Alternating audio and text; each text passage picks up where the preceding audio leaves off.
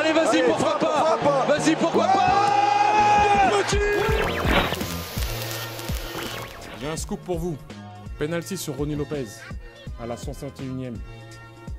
J'ai demandé pourquoi on n'est pas revenu sur la VAR, mais la VAR ne fonctionnait pas. Falcao, le Colombien qui a pris le dessus. Il a réussi son dribble. Falcao, ouais, il est mort. Il est mort. Ce soir, je vais dire tout haut ce que tout le monde pense tout bas. Radio Diagonale, la web radio 100% rouge et blanche. Bonjour, bonsoir à toutes et tous.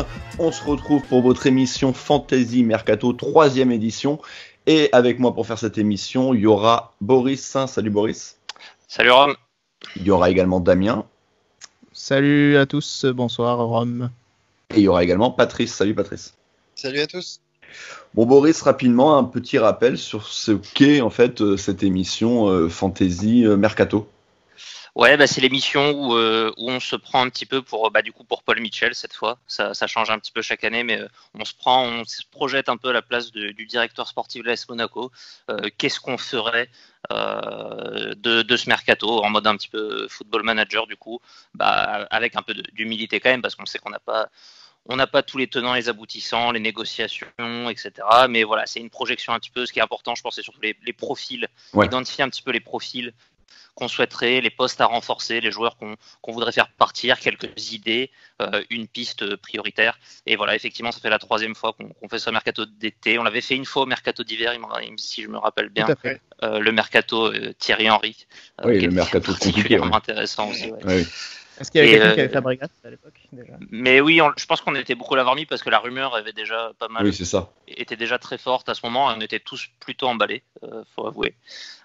Et c'est aussi l'occasion de voir qu'on n'a pas souvent, on n'a pas toujours du flair, on va dire. Hein. Quand on regarde un petit peu ce qu'on a proposé dans les années d'avant, c'est pas toujours très brillant. Donc ça montre aussi que c'est un exercice difficile.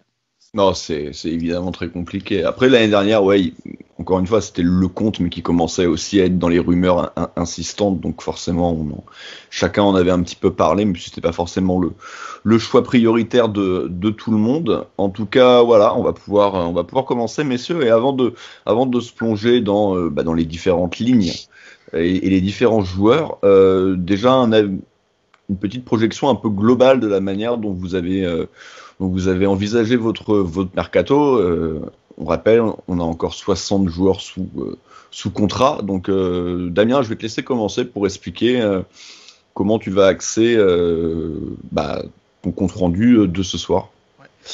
Moi, il y avait 3 lignes principales, 3 axes forts. Le premier, c'était, tu l'as dit, 60 joueurs sous contrat, donc un dégraissage. Donc, l'idée, c'était de se retrouver avec une quarantaine de joueurs maximum dans l'effectif professionnel, donc ça comprend aussi des jeunes joueurs. Par rapport à ces jeunes-là, l'idée c'était aussi de redonner du sens à la formation.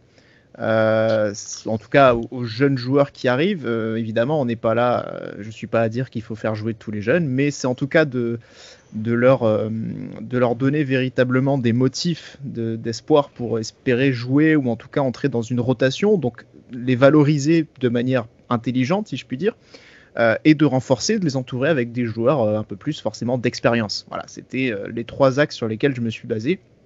Et j'ai aussi de mon côté, on en parlera peut-être plus tard, j'ai défini en tout cas par rapport à ces jeunes joueurs plusieurs catégories, notamment par rapport aux tranches d'âge et aux contrats en cours, selon s'ils étaient plus ou moins proches de l'expiration ou pas. Voilà. De ton côté, Patrice ? Ça ressemble beaucoup, en tout cas, c'est à peu près les mêmes grandes lignes. Le premier point, c'était bien sûr de dégraisser, de refaire descendre pas mal le nombre de contrats pro qu'on peut avoir, surtout sur la quantité de joueurs qu'on prête un peu inutilement, parce qu'on n'arrive pas à leur faire des bons prêts, à les mettre en valeur. Donc c'était plutôt essayer de s'en débarrasser au maximum pour aussi répondre du coup à la nouvelle réglementation sur les prêts. Ensuite, c'était de faire un recrutement qui était à la fois avec quelques joueurs d'expérience, parce qu'on a besoin de joueurs d'expérience, on peut pas faire que des paris pour faire des plus-values. Tout en gardant bien sûr quelques joueurs où on fait des paris pour essayer, c'est la mécanique financière de Monaco, c'est comme ça qu'on arrive à survivre, c'est en faisant des paris sur des joueurs qui vont être revendus plus cher pour gagner de l'argent. Ouais. Et après, sur le recrutement, j'ai essayé un peu mettre dans la peau de Michael, donc du coup d'axer un peu plus le recrutement sur un peu la Bundesliga, et d'avoir pas mal aussi de joueurs espagnols qui pourraient convenir à Moreno et dans son système de jeu. Et de ton côté, Boris, t'as réussi à garder assez de joueurs pour faire une feuille de match? Ouais, justement, c'est un point que j'avais noté, c'est que mine de rien, je suis parti sur un minimum de continuité quand même, c'est-à-dire que on se plaint beaucoup de l'équipe et il y a des gens qui voudraient virer tout le monde. J'ai du mal quand même à concevoir qu'on puisse d'une année sur l'autre changer tous les joueurs. Donc il y a des joueurs qui ont un peu des secondes chances, qui ont un espèce de joker, qui n'ont pas fait forcément une très bonne saison, mais sur lesquels je continue un petit peu à faire confiance. Je les mentionnerai, mais voilà, c'est pas non plus une table rase. D'autant que la saison n'était pas non plus aussi catastrophique que celle d'avant. Oui. Deuxième aspect, c'est de privilégier la qualité sur la quantité. Alors ça, je pense que c'est un truc que j'ai dû dire chaque Fantasy Mercato, surtout le premier, je pense. Mais voilà, c'est structurant aussi cette année. Tous les joueurs que je recrute sont des joueurs que je projette titulaires. J'ai pas fait de paris, j'ai pas fait de tellement de paris sur des jeunes ou sur des joueurs un peu de complément. On les a déjà en fait. Exactement. Pour ces postes-là, en fait, je me dis, on a tellement de joueurs que je vais piocher, même si c'est pas des joueurs très satisfaisants. Donc, j'ai recruté des titulaires. Et puis, l'idée de partir sur un effectif un petit peu resserré aussi, de par le fait qu'on avait beaucoup trop de contrats, mais même au-delà de ça, on n'a pas de Coupe d'Europe. On n'a que le championnat et quelques coupes nationales à jouer. J'ai pas envie d'un effectif pléthorique, ça a souvent été un problème, notamment sous Jardim. Trop de joueurs à l'entraînement, etc. J'ai visé des postes doublés, mais aussi souvent avec des joueurs un peu jeunes, etc. Qui n'ont pas forcément des grosses velléités, mais voilà, une vingtaine, entre 20 et 23, 24 joueurs. Et puis en espérant pas avoir trop de blessures, évidemment, quoi. Mais je préfère faire ce choix d'un effectif un peu resserré. Oui, et puis on va le rappeler, même si cette année, la saison qui arrive, et si tout se passe bien, le championnat durera quand même un mois de moins, vu qu'on va commencer fin août. C'est vrai que la Coupe de la Ligue a été supprimée, on ne fait pas l'Europe, donc même si le rythme risque d'être un petit peu plus soutenu qu'une saison habituelle non européenne, ça restera quand même pas nécessaire d'avoir un effectif très très large pour pouvoir se permettre de faire une bonne saison en Ligue 1, on l'espère tous en tout cas. L'année dernière, messieurs, on avait commencé par le coach. Alors, au final, la situation est un petit peu similaire, à savoir que le coach n'était en place que depuis le mois de décembre, mais c'était Jardim, c'était particulier, c'était un retour. Donc, il y avait déjà certains d'entre nous, d'ailleurs toi plus précisément, Boris, qui souhaitait déjà s'en reséparer une nouvelle fois. Cette année, messieurs, je pense qu'on est tous d'accord pour dire que on continue avec Moreno pour la saison à venir. Oui, ça n'aurait aucun sens, je pense, de changer, en tout cas pas maintenant. Il faut lui laisser le bénéfice du doute dans tous les cas, puisqu'il vient d'arriver, il a quoi, une douzaine de matchs sur le banc avec nous, avec un effectif qu'il n'a pas composé, hein, donc il faut quand même lui laisser cette préparation et voir ce qu'il a dans le ventre, c'est clair et net. Donc qui plus est, là maintenant on est en plus à un mois et demi de la reprise. Si on fixe cette temporalité là, on va dire, ça n'aurait vraiment pas de sens, je pense, de changer aujourd'hui, quoi. Tout à fait, donc on peut tout de suite commencer par le terrain.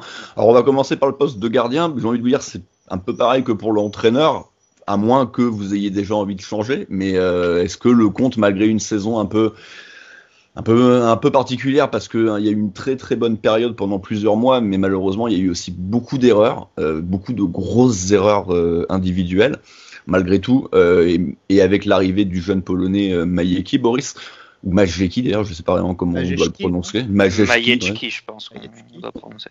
Majecki à mon avis, mais je... Qu'est-ce que tu choisis de faire avec les gardiens qui nous restent, sachant qu'il y a eu déjà, et tu vas en parler évidemment, un bon ménage à ce poste-là? Ouais, c'est ça. On a déjà eu le départ de trois historiques du club, hein, avec Subasic, Sedoussi et Benaglio à des degrés divers. Sedoussi, champion de France quand même. Hein. Et ambianceur. Et ambianceur, un rôle primordial. Bachir se sentira peut-être un peu seul. Moi, ça fait partie le compte de ces joueurs un peu décevants la saison dernière, mais à qui je laisse des secondes chances. Je jette pas aussi vite la carte. Je pense quand même que ce garçon a des qualités. Là où oui, je pense qu'on va avoir plus de discussions, c'est peut-être sur qu'est-ce qu'on fait des gardiens un peu 2 et 3, notamment les jeunes gardiens qu'on a. Moi, je suis plutôt parti sur l'idée de prêter le meilleur des deux pour le faire jouer une saison. Du coup, moi, j'ai plutôt prêté Majewski, donc le gardien polonais, que j'enverrai au Cercle Bruges, avec l'idée aussi de commencer à envoyer des joueurs d'un niveau un peu supérieur au Cercle Bruges, des joueurs en qui je crois pour l'avenir de l'AS Monaco. Donc voilà, lui, c'est une saison aussi 2 titulaires là-bas dans une D1 belge. Et du coup, je partirai plus sur Loïc Badiachil en doublure. Pas un garçon dans lequel je fonde beaucoup d'espoir. Du coup, ça me dérange pas plus que ça de le bloquer sur un poste de remplaçant où je pense qu'il peut faire la maille. Tu t'en sers comme titulaire en coupe. Bon, il y en aura qu'une, encore une fois, on le rappelle, il n'y a plus que la Coupe de France, mais... Pourquoi pas, à moins que vraiment il montre des signes, qu'à l'entraînement il montre des signes de pourquoi aussi il s'est pas imposé au Cercle Bruges ou à Amiens ou dans tous ses prêts, mais... pourquoi pas, à la limite, je suis plutôt de l'avis de faire tourner effectivement en coupe pour maintenir un peu de rythme au gardien remplaçant. Moi j'aime bien avoir un gardien remplaçant un peu expérimenté, mais je n'ai pas forcément vu sur le marché. C'est pas le genre de profil pour lequel j'ai envie de payer des sous en fait, quoi. Donc s'il y avait eu un gardien libre, un peu expérimenté pour être sur le banc, pourquoi pas, un peu un profil des Sanctis plus, ou Benaglio. Je l'ai pas trouvé, donc Badiachil ça me va. En espérant que le compte se blessera pas. Et puis en troisième, un jeune aussi. Je pense que du coup, ça serait peut-être Gabriel Pereira, le Brésilien. Je suis pas assez expert sur le niveau des jeunes, mais voilà, un mec comme ça. J'irai pas forcément chercher un nouveau gardien. De votre côté, messieurs, Damien, Patrice, on laisse la chance évidemment encore à Lecomte et par contre, on met qui en deux, Badiachil ou plutôt Majewski? Non, de mon côté, j'ai fait le choix du Polonais, justement, que je mets en doublure. Je trouve dommage de barrer Badiachil encore une deuxième saison. Je préfère le prêter, qu'il aille trouver du temps de jeu et qu'il prouve finalement s'il vaut vraiment le coup qu'on continue avec lui, plutôt que de le garder sur le banc, qui ne joue pas et qu'on sache toujours pas en fait ce qui est intéressant de faire. Alors moi, je garde Lecomte en numéro 1, mais Majewski sera numéro 1 bis, très clairement. Oui, confiance en Lecomte, mais voilà. Petite hype sur Majewski alors qu'on l'a pas vu évoluer encore. Hein. Non, c'est sûr, mais oui, voilà, c'est certain. Mais en tout cas, je me dis que c'est peut-être pas plus mal de lui mettre quand même quelqu'un dans les pattes, on va dire, qui soit peut-être que ça le pousse aussi à s'améliorer. On verra aussi s'il est capable de soutenir cette petite pression, cette petite concurrence. Il reste numéro 1, mais voilà, il y aura quelqu'un quand même derrière que je mettrai. Je pense que ce sera lui.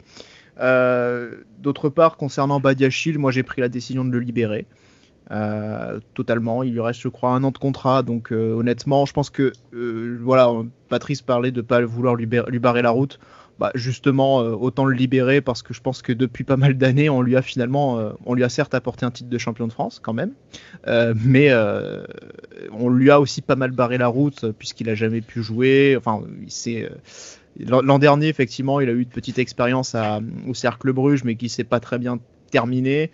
Voilà, donc c'est un garçon qui a besoin de jouer, autant lui donner sa liberté pour qu'il puisse trouver un projet qui lui convienne et qui lui corresponde. Voilà, je compte pas spécialement sur lui, j'apprécie pas spécialement ce garçon, donc voilà, je décide de m'en séparer et j'essaie quand même de lui faciliter la tâche en le libérant et en n'exigeant pas une indemnité pour le lâcher.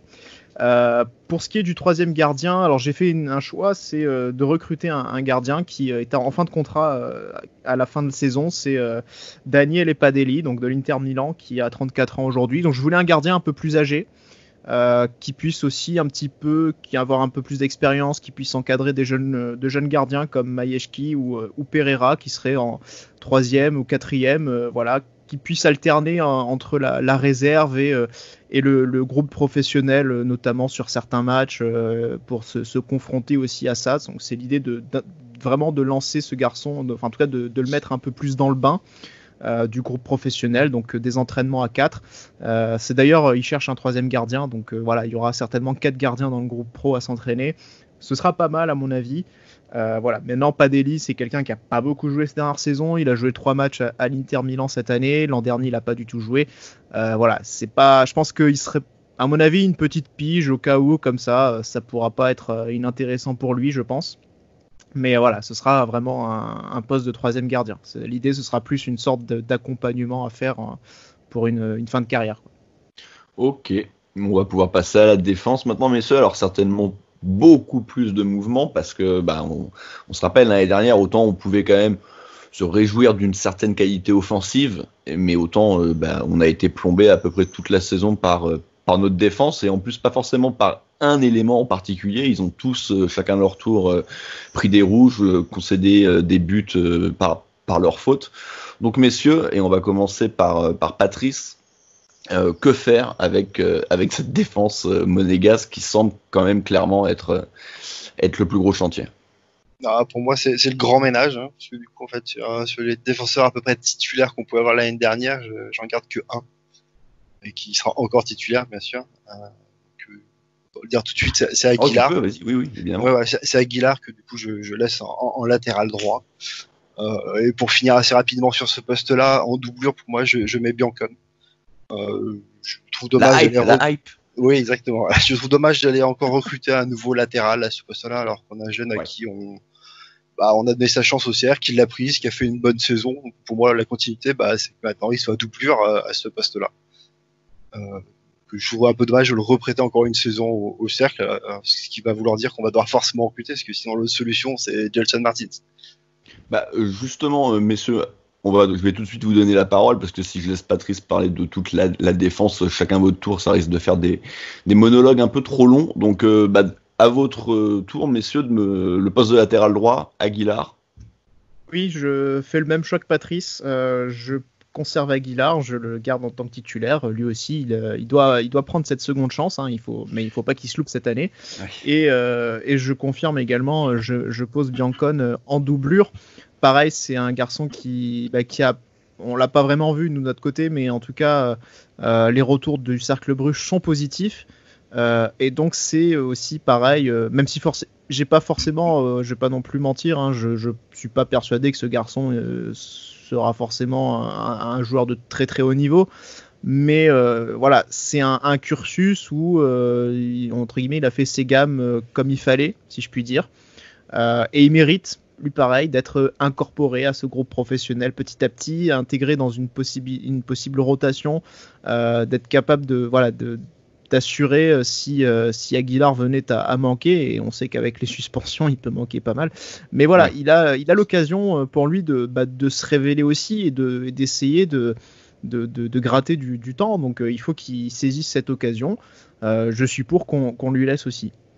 Donc avant de te lancer, Boris, également sur ton choix, j'en déduis que l'un et l'autre vous vendez a priori Djibril Sidibé.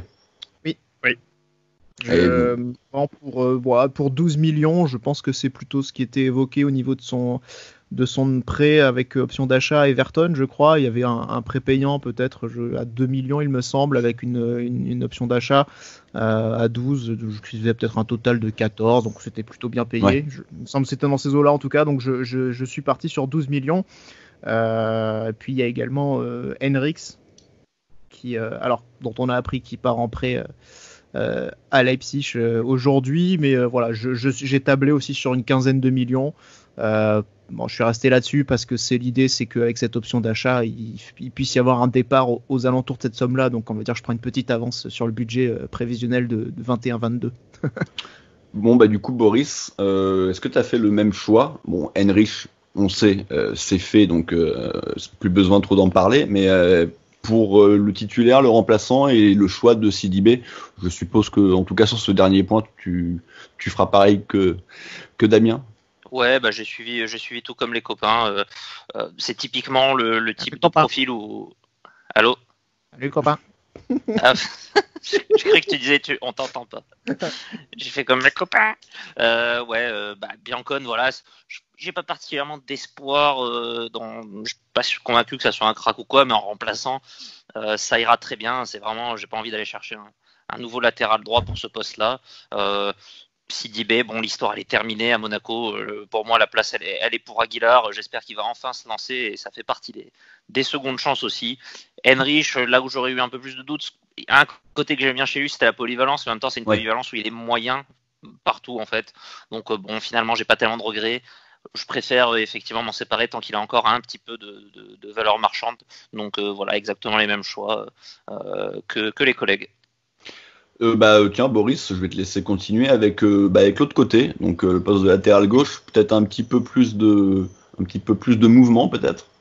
Ouais, on a du monde finalement à ce poste-là, mais personne qui moi m'a convaincu. Du coup, je me sépare des deux gros, pas gros, des joueurs en tout cas qui ont peut-être un peu de valeur marchande aussi, qui sont Ballo Touré et Georges. J'ai jamais été convaincu par aucun des deux. Je pense qu'ils ont un peu de valeur sur la base de ce qu'ils ont fait un petit peu en dehors de l'AS Monaco finalement. Donc voilà, pour entre 10 et 12 millions chacun. À peu près, j'essaie de vendre ces joueurs-là. Barreca, ça va sans dire aussi. Barreca, oui, Serrano, ça ne m'intéresse pas plus que ça. Du coup, il me reste que Zagré que je garde en doublure, un peu à la Biancone. Et là, par contre, il me fallait vraiment aller recruter un titulaire du poste. Donc, je suis parti sur Acuna, qui est un arrière-gauche argentin qui joue au Sporting Portugal, donc à Lisbonne, donc un ancien ailier de formation qui a été reconverti, donc latéral assez offensif, mais ce qui peut assez bien convenir avec l'idée peut-être d'un Golovin aussi qui joue côté gauche et qui rentre à l'intérieur. Voilà, c'est un joueur qui a déjà, je crois, 27-28 ans, donc c'est pas tellement le joueur à haut potentiel sur lequel on prévoit de faire une plus-value, mais 15 millions, c'est à peu près le prix à payer aujourd'hui, je pense, pour un latéral fiable de qualité. Les autres pistes que j'avais du type d'Albert ou Roussillon, c'est probablement dans ces eaux-là aussi que ça se jouerait. Donc voilà, je suis prêt à payer pour que ce poste, entre guillemets, ne soit plus un mot de tête, ce qu'il faut bien dire depuis le départ de Benjamin Mendy. Donc voilà, j'essaie de partir sur quelque chose de fiable. Et puis un latéral assez offensif, qui correspond aussi à un jeu que j'aime bien. Patrice, pareil, nouveau titulaire ou confiance en Fado? Non, on retrouve à peu près les mêmes mouvements que Boris. Je cherche aussi à me séparer de Ballo Touré. Et t'as plus Gilles Dias en plus. De Barreca et aussi de Gilles Dias. Gilles Dias que je prête par contre parce que je trouve qu'il faut prêter Gilles Dias. Ce serait dommage de... faut le prolonger. Et je le prête en Belgique au Cercle de Bruges parce qu'il n'y est pas encore allé. Donc il faut qu'il visite la Belgique aussi. C'est un championnat. Et je pense que pour une fois on leur prêtera un joueur qui a quand même un petit niveau supérieur à ce qu'ils ont déjà eu. Non, donc je me sépare toute la clique et moi aussi je garde Zagré comme remplaçant. Parce que c'est le seul joueur qu'on peut avoir qui a encore du potentiel et qui semble être pas trop mauvais, même si on l'a très très peu vu, mais en qui on peut avoir confiance. Et après, même principe, je cherche à avoir un titulaire quitte à mettre le prix pour avoir un bon joueur. J'ai recherché un profil plutôt offensif qui apporte beaucoup à l'équipe. Mon premier choix a été sur Grimaldo de Benfica, qui malheureusement s'est blessé. C'est pas la grosse blessure, même si on a craint que c'est les ligaments croisés, mais c'est 2 mois out, donc c'est pas la peine d'aller chercher à le recruter. Et donc du coup, j'ai plutôt porté mon choix sur Philippe Max, latéral allemand qui joue à Augsbourg, qui joue pour la relégation pour l'instant, mais c'est un latéral qui depuis plusieurs années est très très offensif en Allemagne. Cette saison, il en a 8 buts et 6 passes décisives. Si on regarde sur ses 3 dernières saisons, c'est 23 passes décisives en Bundesliga. Ouais. Voilà, donc c'est un joueur qui a quelques lacunes défensives forcément, parce que sinon, s'il a les talents offensifs qu'il a, il serait pas Augsbourg clairement. Mais c'est un joueur qui est pissé par pas mal de grands clubs, qui a 26 ans, il lui reste 2 ans de contrat. Je pense que pour une quinzaine de millions, on peut avoir ce genre de joueur qui a un très bel apport offensif, très très bon centreur, très bon finisseur aussi. Voilà. Et de ton côté, Damien? Oui, vraiment les mêmes choix que Boris. En fait, je me suis aussi rabattu sur Marcos Acuna du Sporting pour une recrue. Donc j'avais tablé sur un peu plus que 15 parce qu'il a un contrat jusqu'en 2023. Donc mine de rien, ce serait quand même ce serait peut-être un petit peu plus cher à voir encore, mais ça se situerait certainement entre 15 et 20. Joueur qui a fait une trentaine de matchs cette saison, qui fait quand même des saisons pleines, qui évolue vraiment à bon niveau, donc je pense que rejoindre Monaco, ça pourrait être une bonne option pour la suite. Latéral, pareil, assez offensif. En backup, j'avais également pensé à Dalbert, un joueur que j'ai beaucoup apprécié depuis son passage à Nice, qui était prêté à la Fiorentina et pareil, qui devrait peut-être saison là-bas. Ouais, qui devrait peut-être un petit peu moins cher. Je sais pas si l'Inter compte vraiment dessus, mais je pense que, à mon avis, pour 12 millions, je pense ça doit être possible peut-être d'acquérir le joueur. Voilà, donc c'était un peu le backup que j'avais si la première ne pouvait pas se faire. Et puis pareil, pour tout ce qui est vente, Ballo-Touré, Barreca, Jorge, Serrano, enfin Dias, voilà, c'est à part Serrano que je libère, tous les autres sont des transferts. Et au final, sur tous les latéraux, donc latéraux gauche et droite, ça me fait à peu près ça me fait 49 millions environ de transferts. Voilà. Et donc Zagré sur le banc. Effectivement, Zagré serait aussi une doublure. Il est peut-être un peu jeune, c'est peut-être pas la meilleure idée encore de l'installer tout de suite, mais bon, voilà, il y aurait quand même un titulaire solide devant lui.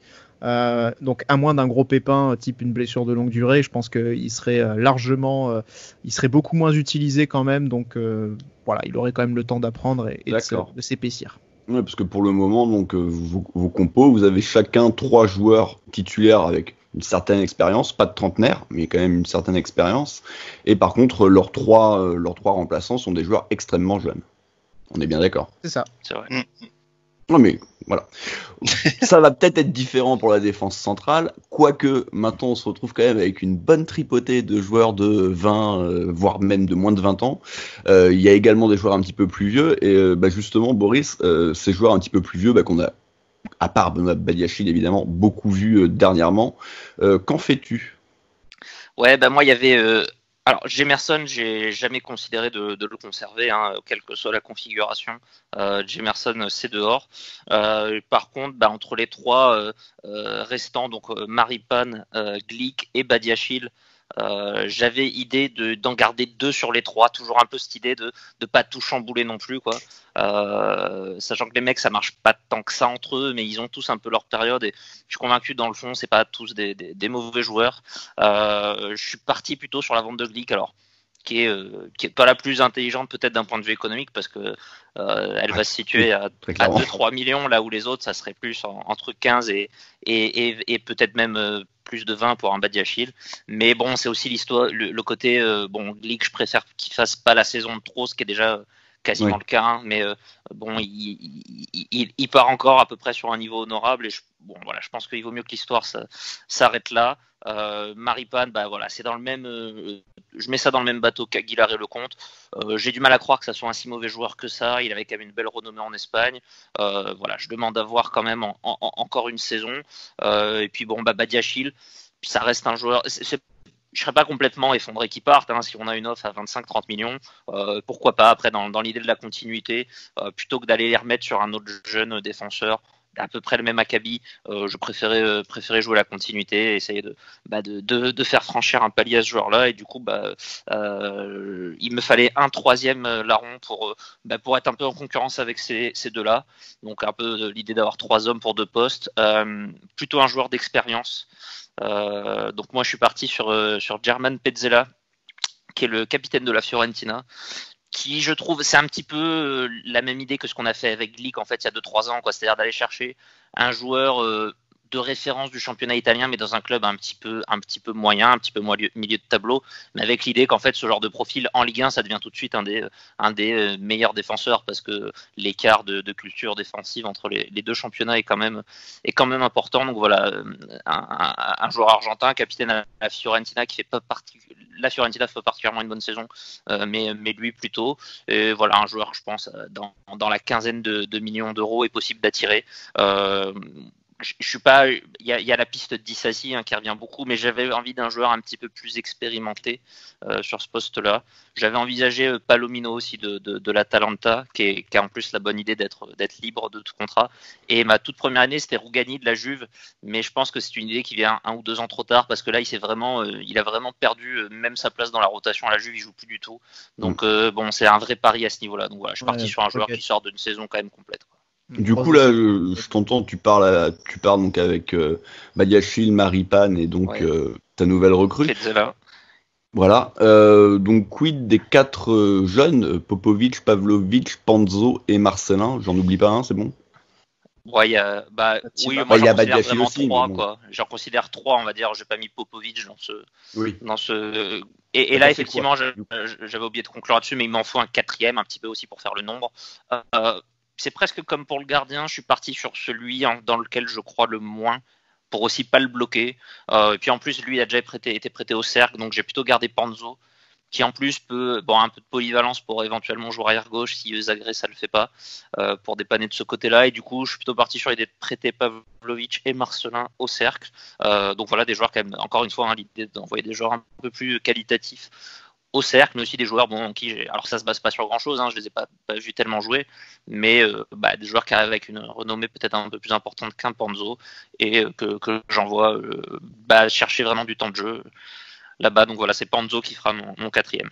Donc au final, pas un si gros changement de ton côté, parce qu'il y a au final qu'une arrivée et qu'un départ majeur, Glemerson étant un petit peu à part. Patrice, de ton côté, au niveau de tes choix, ça ressemble un petit peu? Bon, en partie, ouais. On se retrouve beaucoup. Il y a pas mal de choix qui sont un peu induits. Donc, même principe, je choisis devant de Glick. De toute façon, les négociations sont tellement bien avancées que ça paraît une évidence maintenant. Idem Gemerson. Je vais tous s'en débarrasser. C'est moins bien avancé là déjà. Ouais, exactement. Voilà. Mon autre choix, par contre, c'est de prêter Benoît Badiachil. Le prêter en Ligue 1 si possible à un club qui va peut-être jouer le bas de classement, mais pour qu'il soit sûr titulaire, parce que je pense pas que je vais moi de mon côté le placer titulaire dans mon équipe. Je veux qu'il ait du temps de jeu, qu'on voit vraiment une progression. Et donc je cherche à le prêter, et du coup dans l'autre sens je fais le choix de garder Panzo plutôt, qui lui a fait après le peu qu'il a pu jouer, parce qu'il a été blessé en partie de la saison, le peu qu'il a joué a fait aussi une bonne saison avec le cercle. Oui. Je garde pour les mêmes raisons Maripane aussi, qui pour moi c'était sa première année, c'est la découverte de la Ligue 1, d'un nouvel environnement, donc je pense qu'il faut lui laisser du temps. Et donc je souhaite le conserver, je ne le vends pas. Et tu le places titulaire? Non, je ne le place pas titulaire par contre. Parce que du coup vient le souci aussi qu'on a énormément de joueurs qui savent jouer côté gauche et pas côté droit. Donc quels seront tes titulaires donc, du coup? Mon titulaire c'est Pavlovic que je mets titulaire. Pour moi, avec une recrue. D'accord. Okay. Juste pour finir sur Pavlovic, pour moi, le prêter au cercle de Bruges, pour lui, ce serait une régression. Parce que pour moi, le championnat belge, aller jouer dans un club qui joue la relégation dans le championnat belge, alors qu'il est dans un club qui joue le titre, qui a joué une finale de coupe, qui joue l'Europe. Pour moi, si on l'a recruté, c'est pour être titulaire. Je le sens comme ça en tout cas. À voir maintenant, il va falloir voir, parce que le joueur on le connaît pas assez pour savoir vraiment le niveau qu'il peut avoir. Et à côté de lui, donc pareil, j'ai pensé à Dissassi, mais pour moi c'est un jeune joueur qui a fait certes une très bonne saison en Ligue 1, mais c'est qu'une seule saison, on sait pas ce que ça peut donner, est-ce que ça va pas nous faire encore une Aoulou, lui aussi avait fait une très bonne saison, puis chez nous ça fait plof. On rappelle quand même que ça chauffe très fortement quand même pour Dissassi. Oui, bien sûr, je pense que c'est là-dessus que ça va finir, et que ça va être lui qui va être lui aussi venir comme titulaire. Mais moi j'ai choisi un joueur du coup avec beaucoup plus d'expérience, un joueur que j'avais déjà choisi il y a 2 ans de ça, mais pour un autre poste, puisque du coup il a été reconverti. Il était attaquant. Il était défenseur latéral, donc ça me permet aussi d'avoir un peu de sécurité du côté de Aguilar Biancon. C'est le Suisse Nico Helvetti, qui est toujours du coup Mönchengladbach, joueur qui est assez jeune, ouais. qui a 23 ans, mais à qui il reste finalement une année de contrat.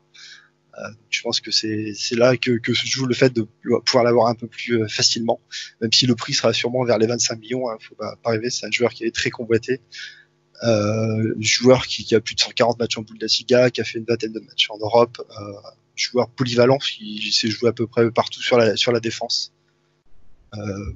Voilà.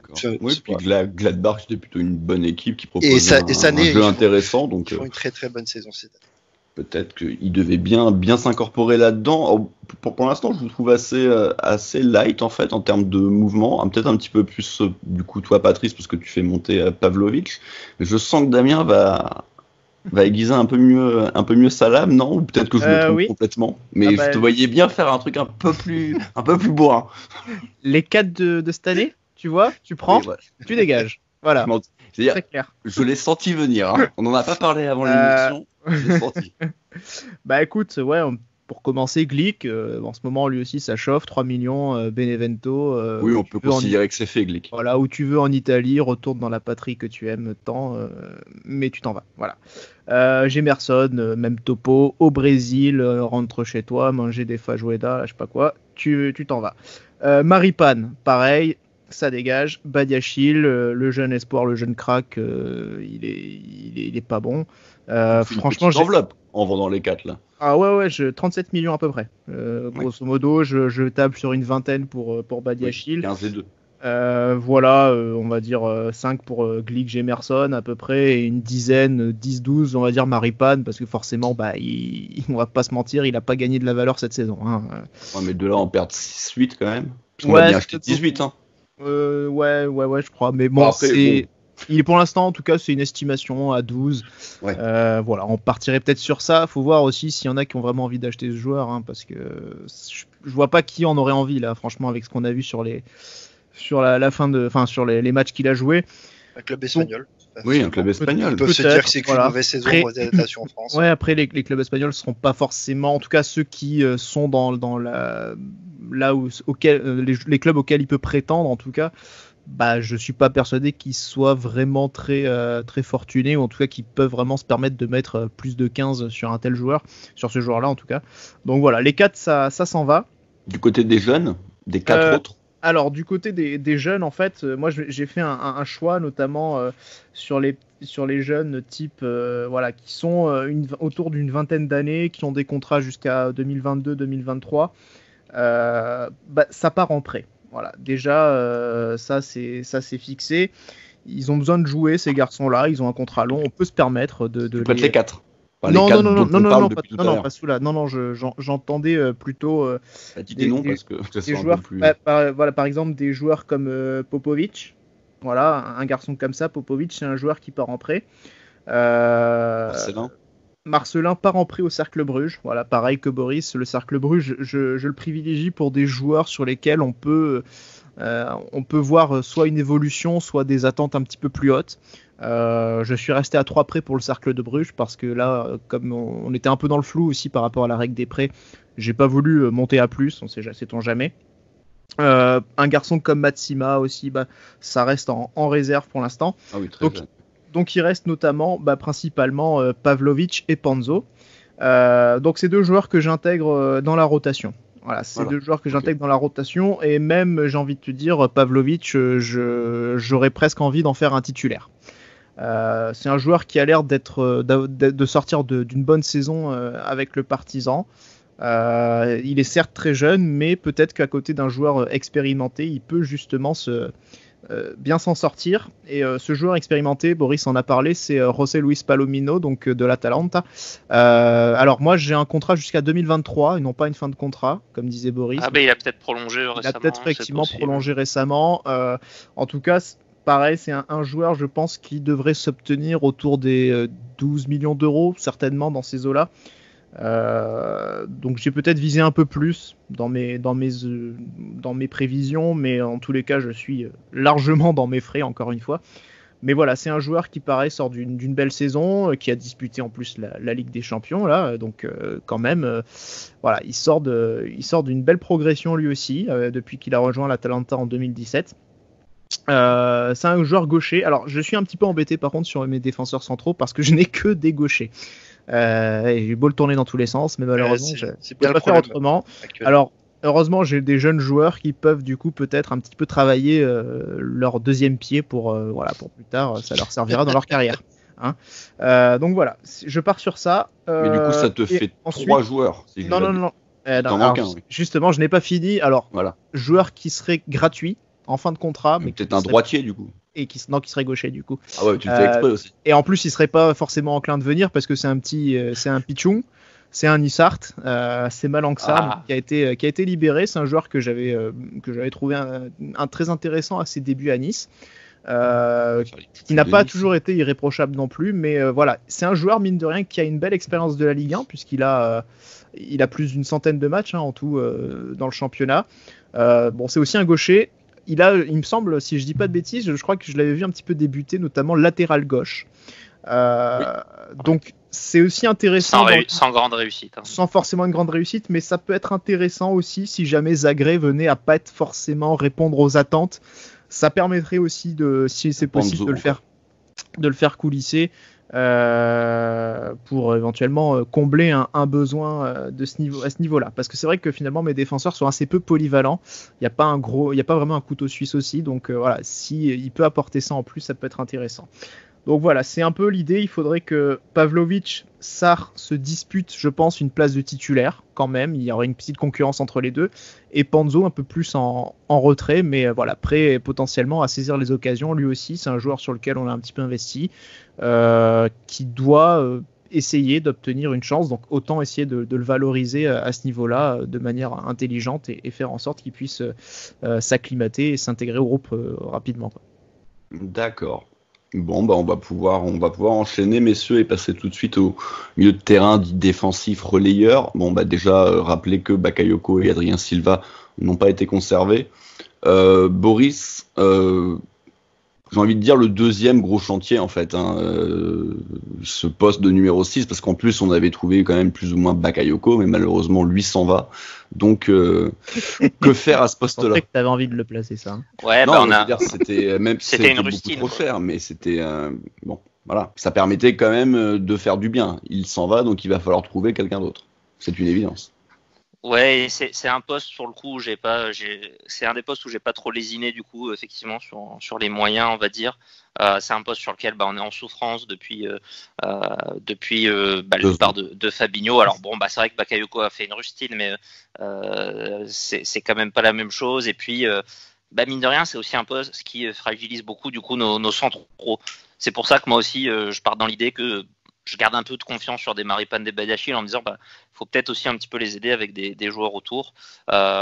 Moi, je suis parti de 3 joueurs de l'effectif actuel. Alors les deux qui sont 2 jeunes qui sont arrivés cet hiver et donc voilà, il pas question de déjà s'en séparer. Fofana était plutôt intéressant sur ce qu'on a vu. Tchouaméni, on l'a très peu vu, mais voilà, c'est un joueur que je vais garder dans ma rotation. Le 3e, c'est Fabregas. C'est plus pour des questions de pragmatisme où j'ai beaucoup de mal à voir qu'on puisse se séparer de ce joueur. Moi, j'y tiens pas particulièrement à le garder, mais j'ai du mal à croire qu'on puisse avoir des offres pour ce garçon. Éventuellement une rupture de contrat, une libération qui lui permettrait de partir, mais même lui, je pense qu'il est pas si mal à Monaco. Il faudrait vraiment un beau challenge ou une belle destination pour qu'il ait envie de partir. Donc je suis parti dans l'idée qu'on aurait du mal et que lui aussi il serait plutôt sur le banc. Et je suis parti. Alors c'est un peu une rumeur qu'on avait eue l'été dernier sur Danilo Pereira, le milieu défensif de Porto, parce que j'ai vraiment voulu prendre une assurance à ce poste-là. Donc un joueur, je pense, dans les 25-30 millions d'euros. Alors c'est sûr que c'est peut-être pas hyper séduisant pour un garçon comme ça de venir à Monaco aujourd'hui, mais je pense qu'on est capable de faire un gap salarial aussi avec un club comme Porto. Donc voilà, je pense que c'est un joueur qui reste atteignable pour peu qu'on veuille s'en donner les moyens. J'avais noté d'autres profils, mais qui étaient des joueurs peut-être un peu moins défensifs, comme alors ça avait beaucoup fait rire dans la discussion, mais j'avais noté Baptiste Santamaria de Angers. Un peu dans le même profil, j'avais Linetti de la Sampdoria, des joueurs un peu plus... Non, j'avais pas Bobichon, je suis quand même resté sérieux. J'avais Roca de l'Espagnol aussi, qui aurait pu venir faire la Roca Team du coup. Mais des joueurs voilà peut-être un peu plus techniques, un peu plus style espagnol aussi.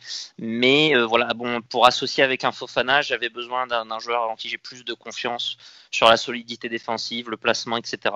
Donc c'est pas forcément l'association de profil que j'aime bien. C'est un choix un peu contraint, mais bon, c'est un joueur de qualité, je pense, supérieure. Et je suis parti là-dessus. Et du coup, on peut en déduire tous les départs, les Aoulou, les Pelé, les Benasser, les Endoram, ça c'est déjà signé. Oui. Voilà.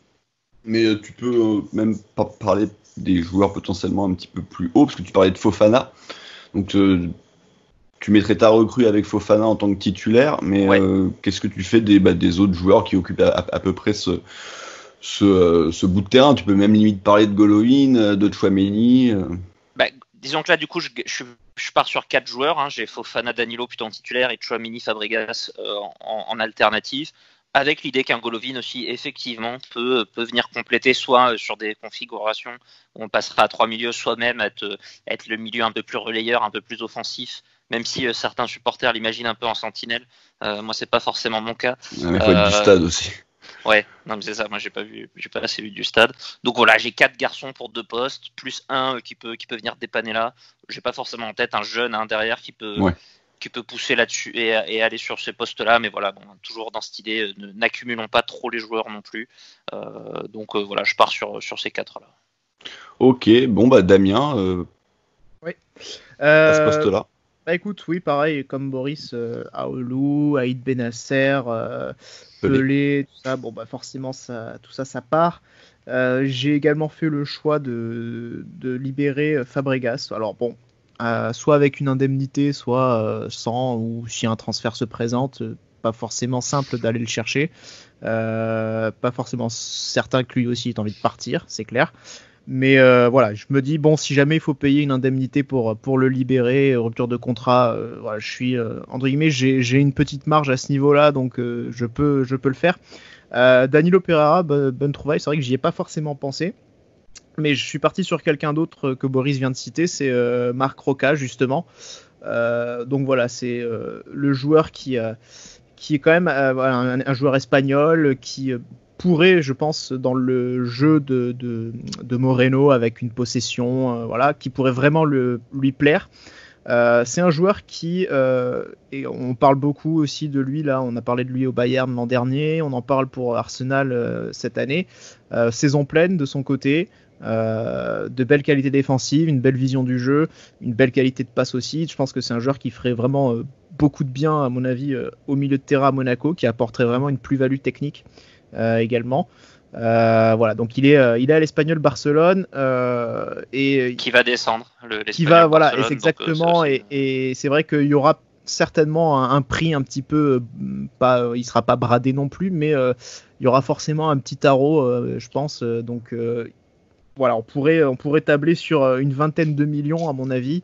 Sans forcément aller plus, parce que voilà, l'Espagnol aura besoin de liquidité et va forcément ne pourra pas vendre ses joueurs au prix fort. Donc c'est le choix que j'ai fait, qui accompagnera donc Fofana, qui a montré de belles choses et que je pense peut s'imposer comme un dit titulaire au milieu de terrain, avec Golovin.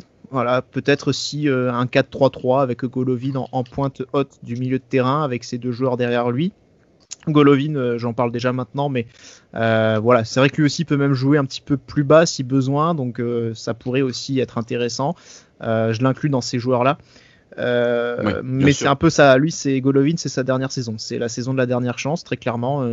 Voilà, il est à sa 3e année au club, il faut maintenant qu'il démontre pourquoi on a investi 30 millions sur lui et éventuellement espérer une belle offre possible pour lui d'ici la fin de saison prochaine et qu'il ne nous fasse pas regretter cet investissement du coup.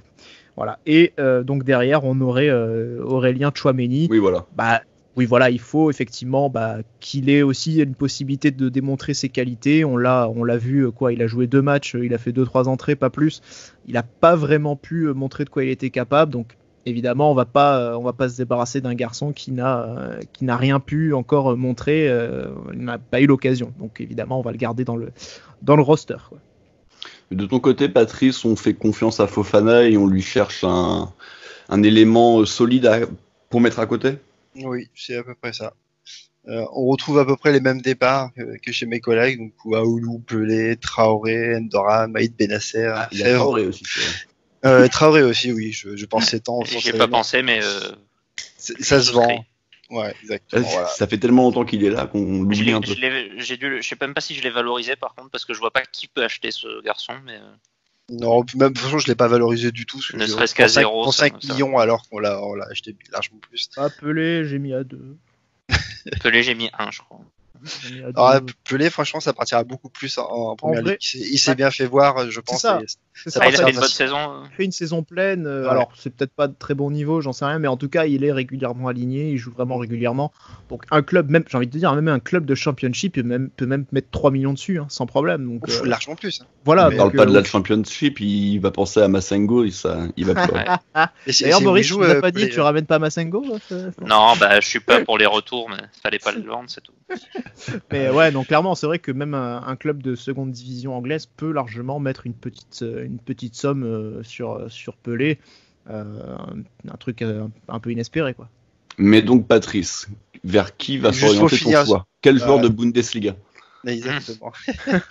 Donc, juste pour Ah, finir pas sur les départs. Juste Oui, sur les vas-y. départs, du coup, Antonucci, en qui j'ai plutôt de la confiance, je le prête au Cercle de Bruges. Oui. Pour moi, c'est le palier du dessus de où il a joué cette saison en D2 hollandaise, où il a vraiment brillé. Donc pour moi, c'est là où il va falloir qu'il aille confirmer pour revenir à Monaco la saison prochaine.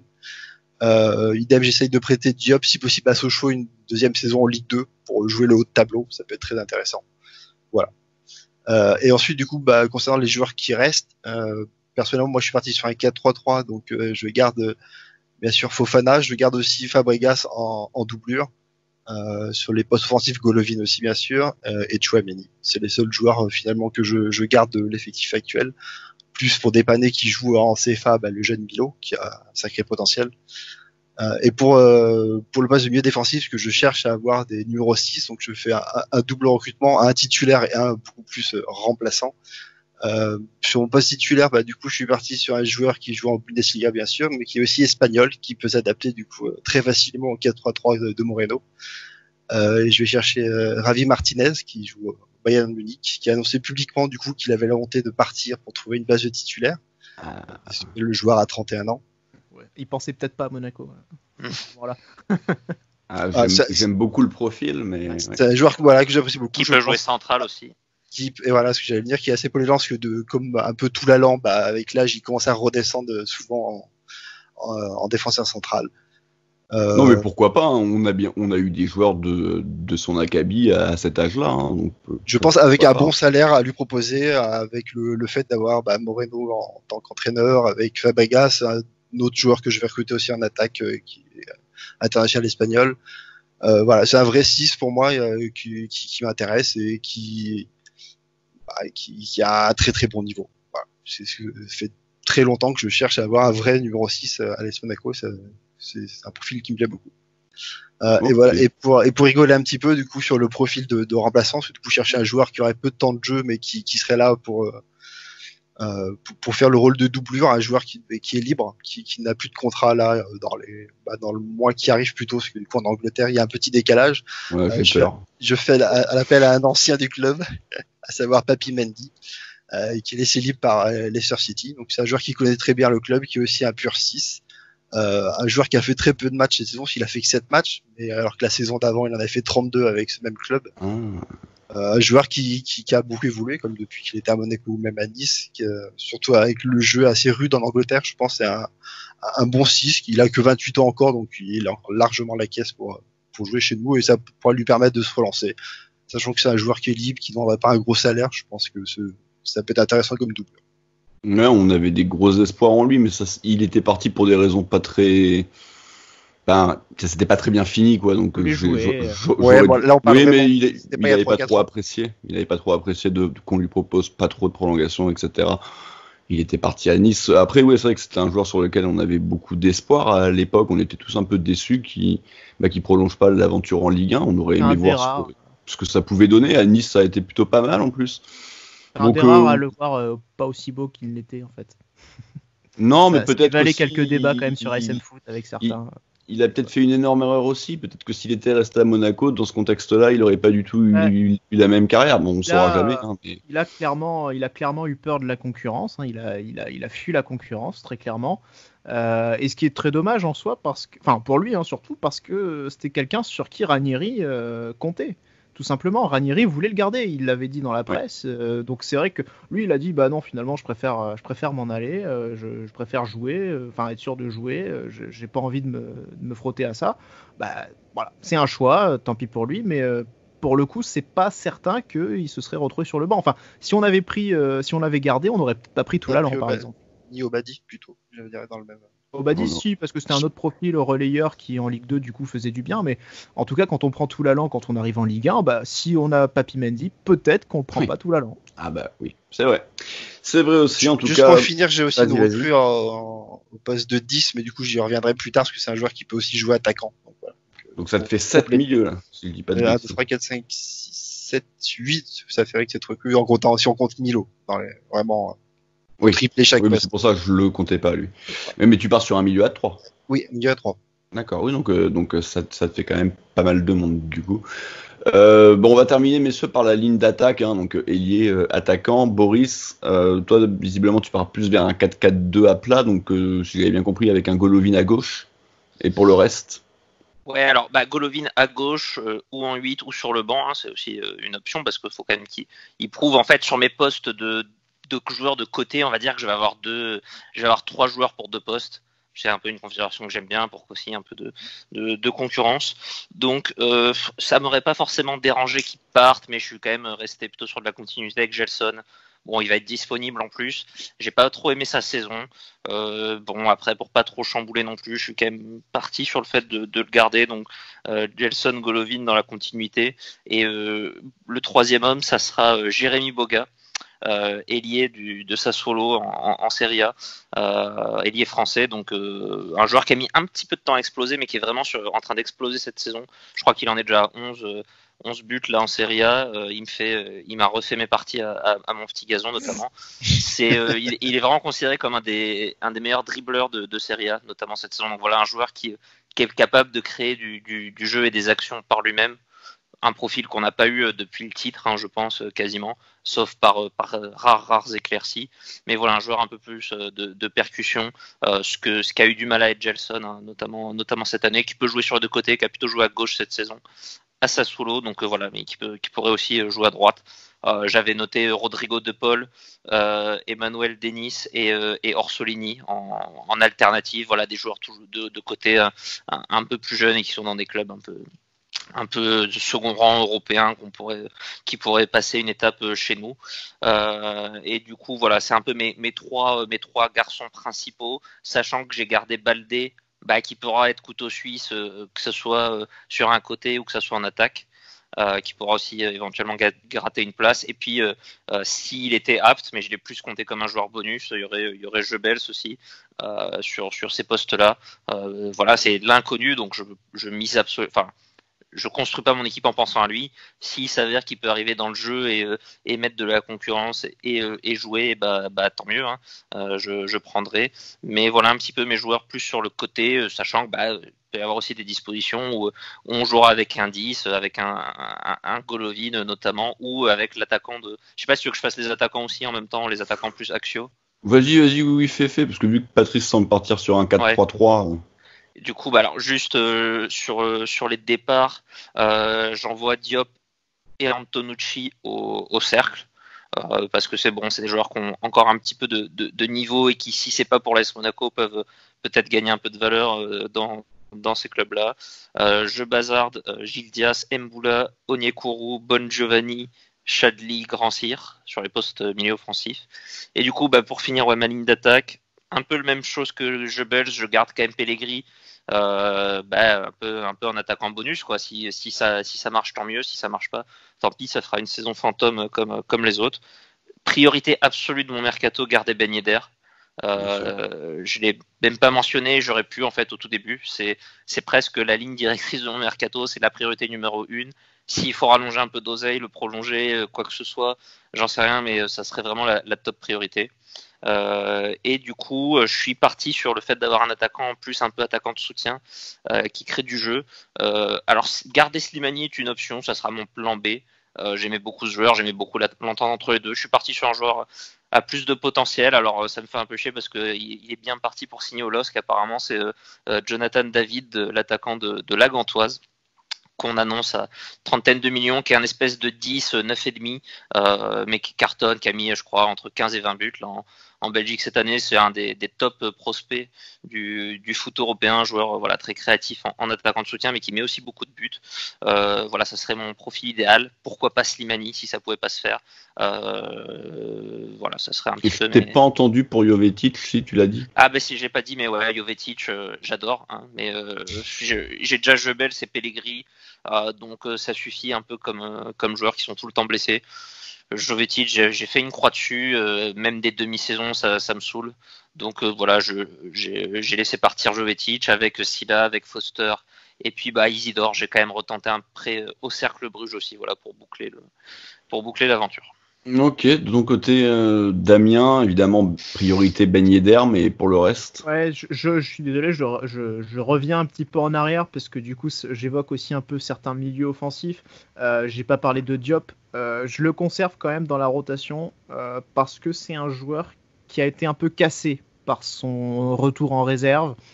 Je me dis que voilà. Merci Jardim. Pour le coup, c'était pas lui, du coup.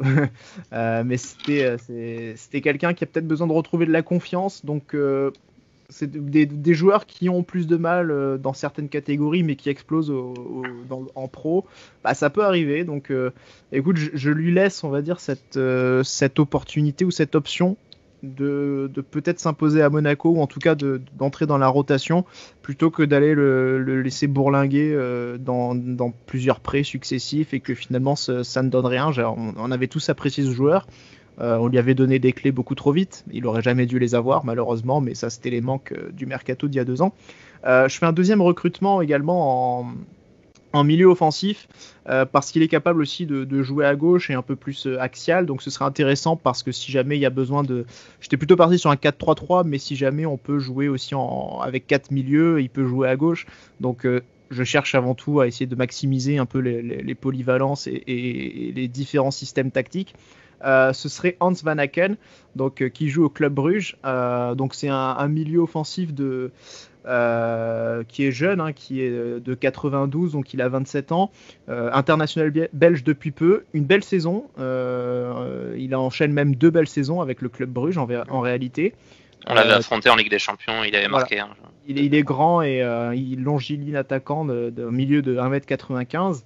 Voilà, il est pour la 2e année soulier d'or, je crois, en Jupiler. Donc voilà, c'est un joueur qui a du potentiel, qui a un long contrat aussi, donc je pense que ça se négocierait aux alentours des 20 millions d'euros. Mais à mon avis, ce serait une bonne piste. J'ai également, du coup, maintenant un peu plus sur... Adama Traoré, pardon, transfert, dégage, voilà. C'est fait. Sinon, sur les attaquants véritablement, ou tout ce qui est libre, j'ai retouché finalement assez peu de choses. Chadli, forcément, au revoir. Grand Cyr, au revoir. Mboula, au revoir. Gelson Martins, au revoir. Voilà, pour moi c'est clair, je suis pas du tout satisfait par son rendement. Oui, j'ai adoré quand il est arrivé, mais bon, à un moment donné, on n'a pas vu grand chose au final. J'essaie, dans la mesure du possible, de le revendre aux alentours des 20 millions. Je pense qu'il a sans doute un peu perdu. Si c'est possible, peut-être un échange avec un joueur qui m'a intéressé, c'est Christian Portugues Manzanera. Donc c'est Porto plus exactement, qui joue à la Real Sociedad, qui fait aussi une belle saison en Liga. Donc les valeurs seraient sensiblement les mêmes. Il fait une bonne saison, 7 buts et 7 passes décisives pour une 30aine de matchs. Et c'est quelqu'un qui joue pareil ailier droit. Donc voilà, je serais sans doute un peu plus là pour le coup du poste pour poste, donc l'idée d'en faire un titulaire dans un trio offensif, avec dans lequel on retrouve Ben Yedder, bien évidemment, c'est la grande priorité, garder Ben Yedder, faire une rallonge, on peut se le permettre, je peux me le permettre en tout cas. Si je peux pas prendre Ben Yedder, alors là j'ai de la marge, donc je décide de frapper un gros coup, soit je vais sur Duvan Zapata, donc qui joue également à l'Atalanta, qui est un peu le même profil, le même âge, donc du coup c'est un joueur qui est assez cher, mais voilà, si on vend Ben Yedder pour une belle somme, ce serait une belle recrue. Sinon, quitte à rallonger un peu plus sur Chiesa de la Fiorentina, encore une fois j'ai le budget pour me le permettre, donc pourquoi pas, jeune joueur, même si on l'annonce avec insistance du côté de la Juventus, où ce sera pas forcément simple non plus de son côté, donc pourquoi pas une étape intermédiaire si je puis dire, pas trop loin de l'Italie avec Monaco. Voilà, ce serait des pistes, et bien sûr aussi dans le coin de la tête Cavani qui peut aussi rendre service, qui est libre, qui certes prendrait assez cher, mais qui peut rendre service. J'ai également décidé, assez surprenant mais de ma part, mais oui, j'ai décidé qu'il l'avait mérité, et en même temps, s'il confirme, ce serait l'occasion justement, faut pas perdre le nord, de pouvoir un petit peu le revendre au plus ou moins proche de la valeur à laquelle on l'avait acheté, c'est Keita Baldé. Voilà. Il a fait une saison correcte. En tout cas, il a montré une opiniâtreté qui mérite, à mon sens, qui puisse avoir sa chance un peu plus cette année. Maintenant, Onyekuru sera pas loin. Je garde Onyekuru juste derrière en doublure. Et puis évidemment Pellegrini, Jovetic qui sont là, donc ils squatteront la moitié du temps le banc, la moitié du temps l'infirmerie. Ce sera un petit peu selon comment ça ira. Donc on va garder une saison supplémentaire ces deux joueurs-là. Jovetic sur la fin de saison, ça a montré des belles choses, une belle entente. Ça peut jouer aussi un petit peu plus bas derrière l'attaquant. On pourra passer à 2 attaquants éventuellement. Oui. Voilà, ça me permettra d'avoir pas mal d'options avec ces 2 joueurs, de passer soit à 2 attaquants ou alors d'en avoir un derrière l'autre en soutien. Voilà, je m'autorise toutes ces petites options. Ça fera du monde, il y aura des embouteillages. Donc par contre là, ce sera le petit problème, on va dire, c'est qu'il faudra un petit peu gérer et manager tout ce beau monde, quoi. Ok, et pour conclure, Patrice.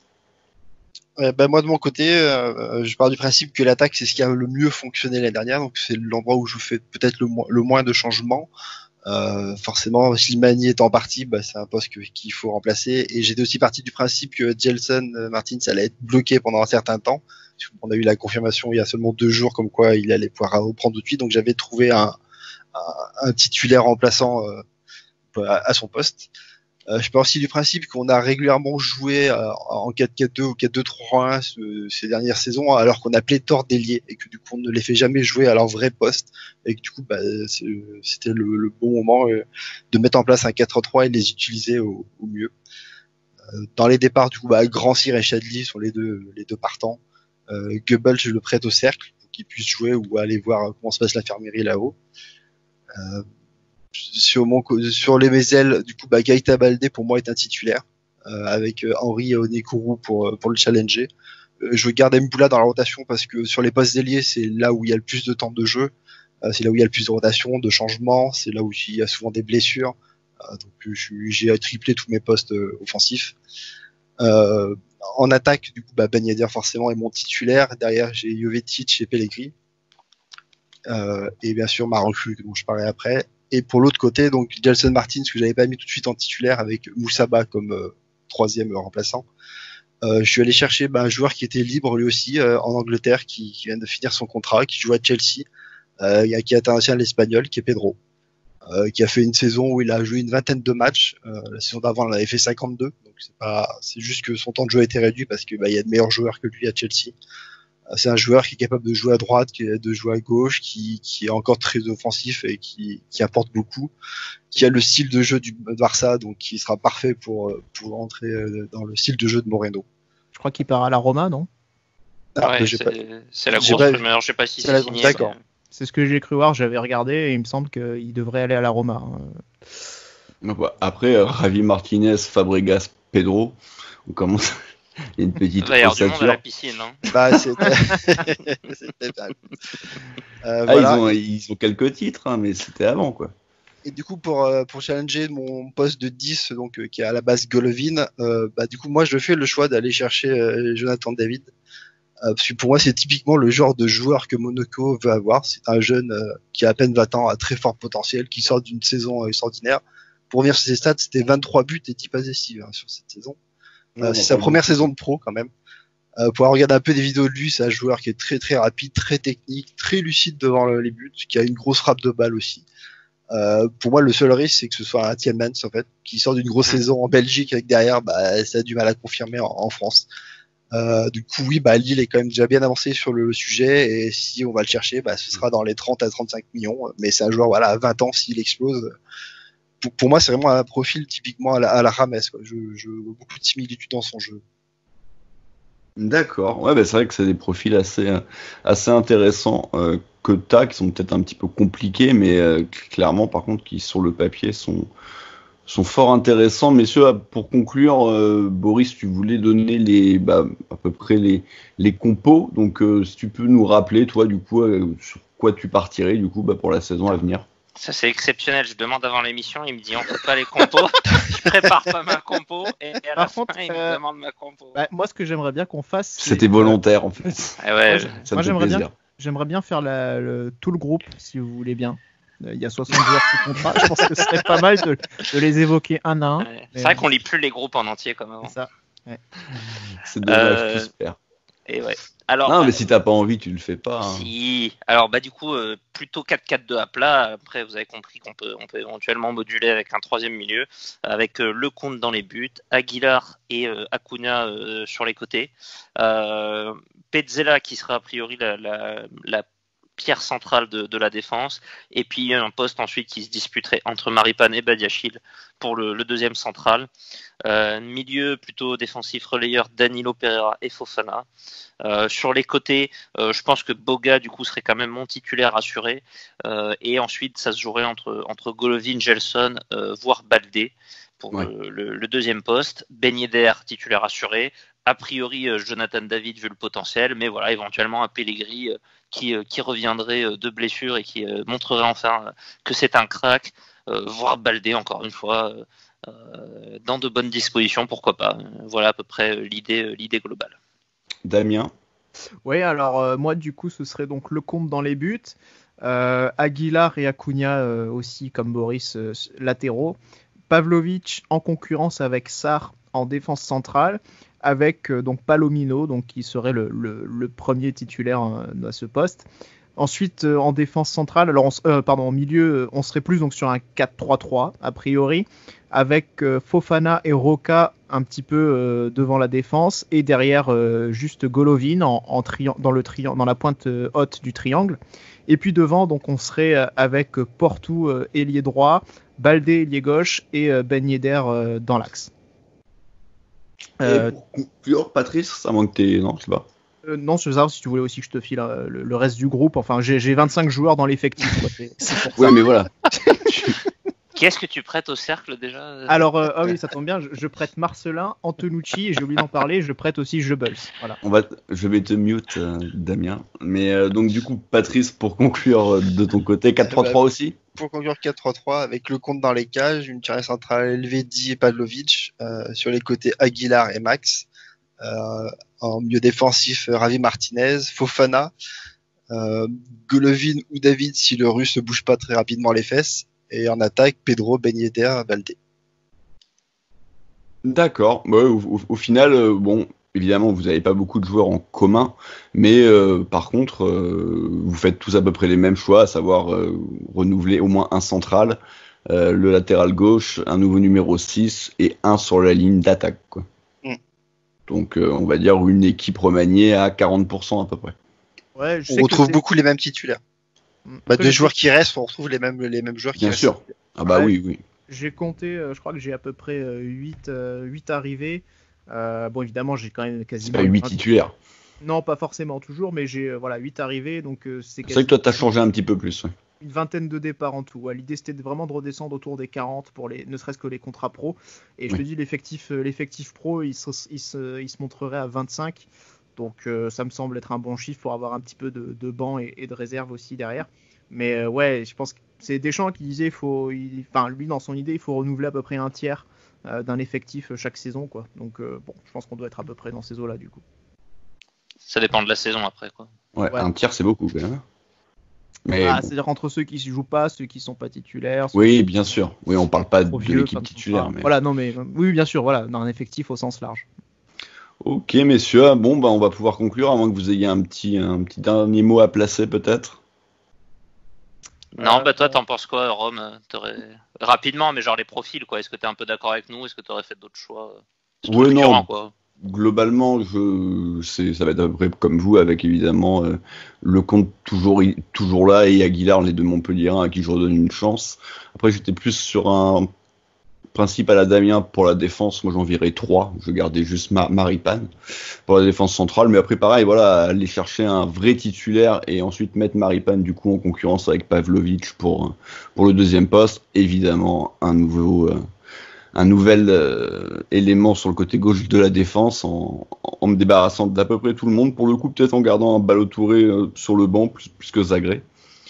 Et pareil pour le milieu de terrain, évidemment, aller chercher ce même genre de de profil. Après, encore une fois, voilà, moi je me suis pas trop intéressé au nom des joueurs, mais dans l'idée et sur le nombre de changements, voilà, je suis à peu près sur 4 à 5 nouveaux titulaires, et puis évidemment Ben Yedder à garder en priorité. Par contre, j'allais pas particulièrement aller chercher un attaquant.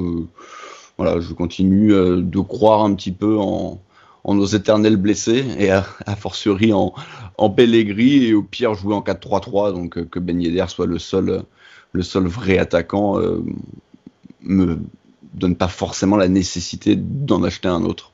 Donc voilà, de manière un peu globale. Messieurs, on va pouvoir conclure.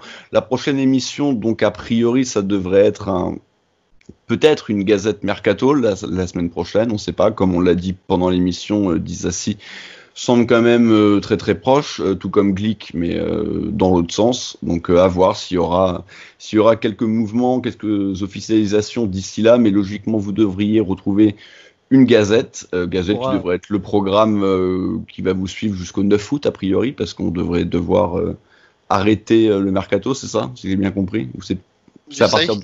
Il s'arrête le 9 juillet. Le 9 juillet, il reprend le 9 août, je crois. Ouais. Oui, voilà, c'est dans ce sens-là. Donc, et il s'arrête au 22 octobre, si je dis pas de bêtises. C'est dans ce sens-là, oui. Donc voilà, de toute façon. Au début octobre. Je sais pas, j'ai lu 22 aujourd'hui, mais peut-être que c'est une erreur. Je sais pas. Ça dépend peut-être des championnats. En tout cas, voilà, on aura l'occasion de vous proposer différents contenus. Merci de nous avoir écoutés. Prochaine émission jeudi prochain. D'ici là, portez-vous bien et Dage Mounegou. Et bisous.